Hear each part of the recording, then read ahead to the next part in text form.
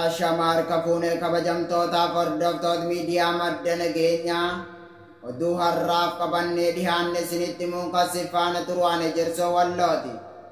Oduu keenya jalqabaatiin kaaba Oromiyaa godina Walloo aanaa Baatee keessatti kaabineen bilxiginnaa mana qotee bulaa gubaa jiraachuun dhaga'ame. Walloo aanaa Baatee keessatti kaabineen bilxiginnaa mana qotee bulaa gubaa jiraachuun barame.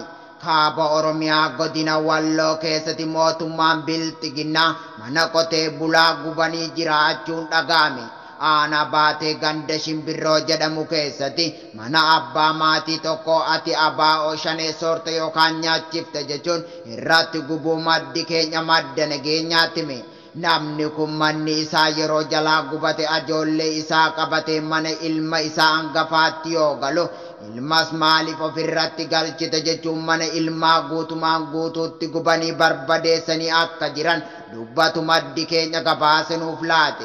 Yeroo ammaa muka jalatti dabanii jiraachuu dirqamanii muka jala ajoollee isaa waliin akka jiran dubbatu.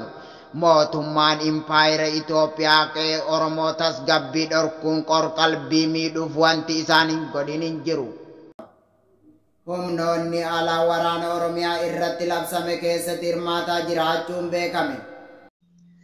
Humnoonni alaa waraana Oromiyaa irratti bobbaafame keessatti hirmaataa jiraachuun beekame. Mootummaa faashistii biyyi humnoota hedduu Oromiyaa irratti bobbaasaa jiraachuun miidiyaalee hedduu dabalatee nutis isiniif gabaasaa turuun keenya ni yaadatama.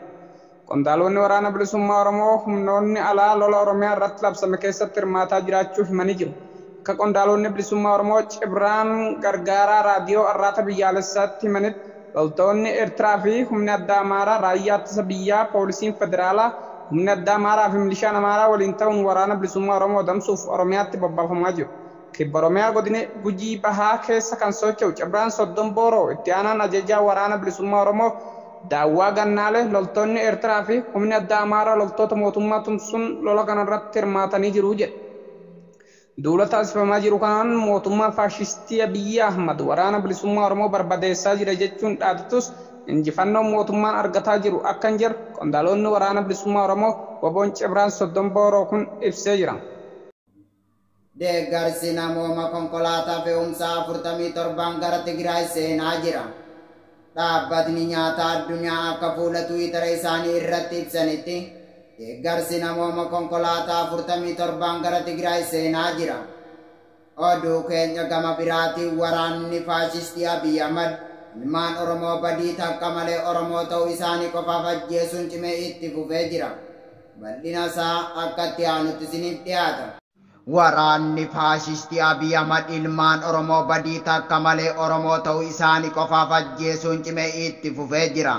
Waraanni bilxiginnaa ilmaan Oromoo badii takka malee Oromoo ta'uu isaanii qofaaf yakkee ajjeesuun cimee itti fufee jiraachuun dhaga'ame. Godina Wallagga Bahaa Ona Waayyuu Tuqaa ganda Bunayyaatti waraanni murna bilxiginnaatiin hoogganamu dargaggoota Addasee Waaqtolee jedhamu badii takka malee rasaasa itti roobsuun ajjeesanii jiraachuun dhaga'ame. Sirni impaayera Itoophiyaa kun ilmaan Oromoo badii takka malee Oromummaa isaanii yakkuun dargaggoota Oromoo lafarraa duguugaa jiraachuun beekamaadha. Mootummaan bilxiginnaa kufaatii irra jiru waraana hedduu hidhachiisuun Oromiyaa irratti bobbaasaa jiraachuu irra deddeebiin isiniif gabaasaa turuun keenya ni yaaddatama. Guyyaa dheengaddaa waraanni bilxiginnaa godina Horroo Guduruu Wallaggaatti namoota 130 badii takka malee hidhanii jiraachuunis dhaga'ame. Egaa kabajamtootaaf hordoftoota miidiyaa madda nageenyaa oduun har'aaf qabannee dhiyaanne kana gammaa daawwattanidha. Qophiilee madda nageenyaa fan daawwachuu barbaaddan Tiwiitara keenyaa fi yuutuubii keenya jala dhaqaa isiniin jecha agoo waan waliin turtaniif galatooma.